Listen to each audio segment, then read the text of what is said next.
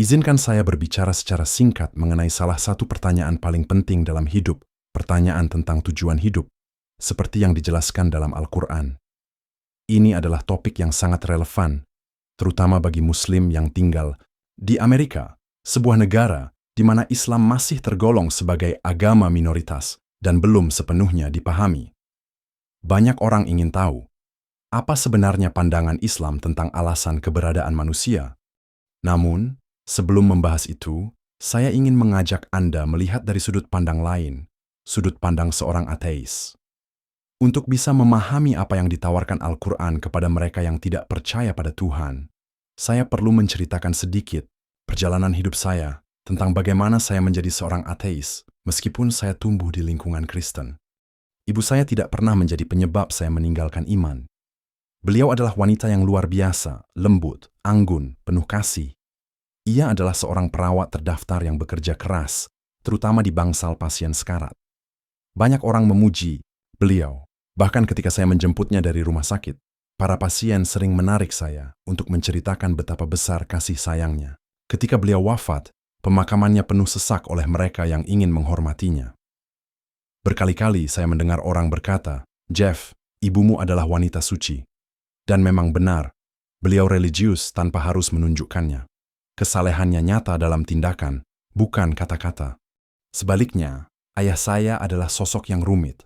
Ia menyimpan amarah dalam dirinya, dan amarah itu sering meledak dalam bentuk kekerasan. Malam demi malam, ia mencoba menenangkan dirinya dengan alkohol, tapi justru menjadi lebih berbahaya. Kadang, ia ketawa, lalu tiba-tiba berubah menjadi sosok yang menakutkan. Tak ada yang bisa menebak kapan badai itu datang. Saya anak keempat dari 5 bersaudara. Masa kecil kami penuh ketakutan, dan yang paling menyakitkan adalah menyaksikan ibu kami menjadi korban kekerasan berulang kali. Jika saya yang disakiti, saya hanya berpikir bagaimana caranya bertahan hidup. Tapi ketika ibu yang menjadi sasaran, perasaan takut itu berubah menjadi kehancuran. Karena beliaulah satu-satunya sumber cinta yang kami punya. Dan jika beliau hilang, rasanya seluruh dunia ikut hilang.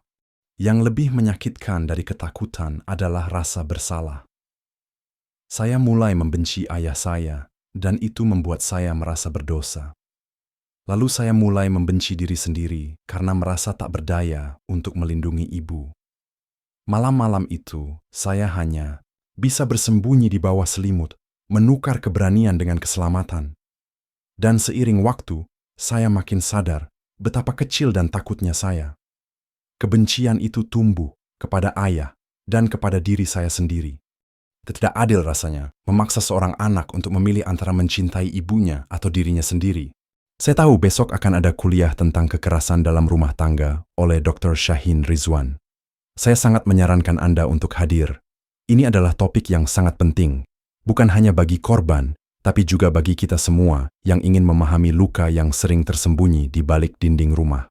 Ketika saya masih kecil, saya sering melamun, membayangkan hidup tanpa kehadiran ayah.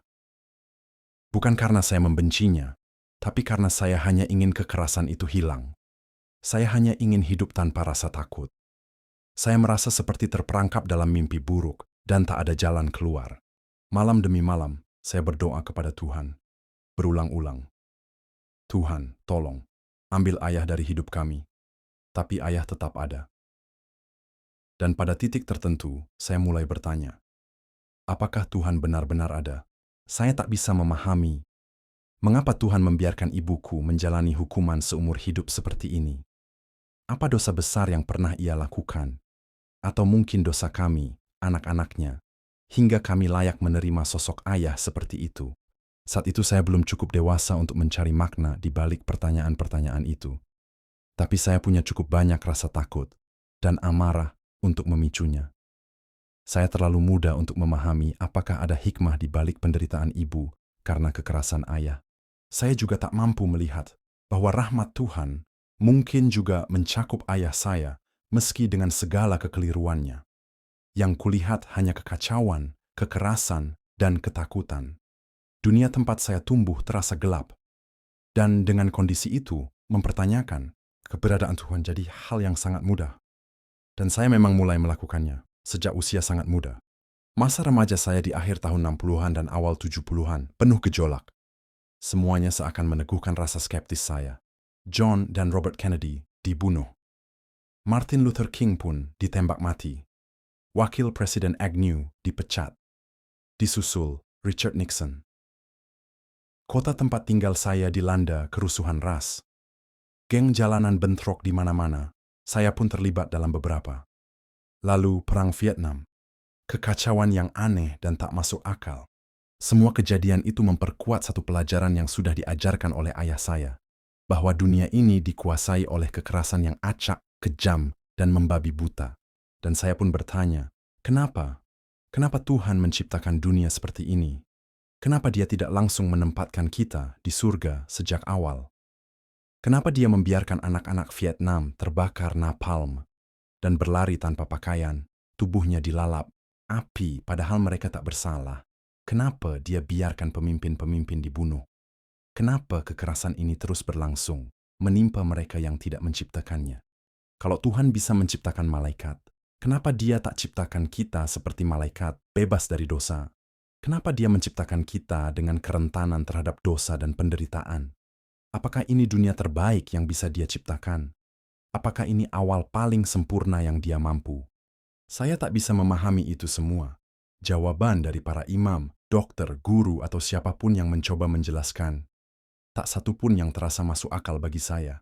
Maka ketika saya berusia 16 tahun, meski masih sekolah Katolik, saya menyatakan diri sebagai ateis. Saat itu di dalam kelas, kami sedang berdiskusi tentang Tuhan dan tujuan hidup. Saya menyampaikan pandangan saya dan sang imam berkata, "Kalau begitu, kau tak percaya Tuhan." Sejak saat itu, saya dapat nilai F untuk pelajaran agama. Meskipun saya selalu lulus ujian dengan baik, tapi hati saya tetap kosong. Saat itulah, untuk pertama kalinya, Jeffrey Lang menyebut dirinya seorang ateis. Tapi ceritanya tidak berhenti di sana. Nantikan bagian selanjutnya, perjalanan kembali menuju cahaya. Hanya di channel ini.